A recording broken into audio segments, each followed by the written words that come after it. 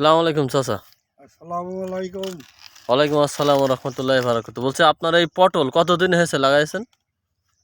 গড়ে 5 মাস। 5 মাস। 5 মাস থেকে লাগানি থেকে ধরন দিয়ে 5 মাস। হ্যাঁ, হ্যাঁ।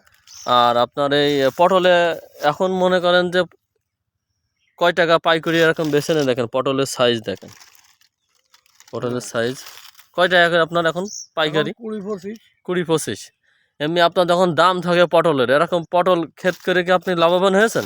পটল ক্ষেত করে লাভবান হ্যাঁ লোক হয় বইকে। ও। আপনার এই পটল এই যে লাগিয়েছেন কত বছর থাকবে এই বান দিয়ে গাছ দিয়ে? না এই তো কার্তিক মাসে উঠিয়ে দেওয়া হবে। দিয়ে আবার নতুন করে হবে?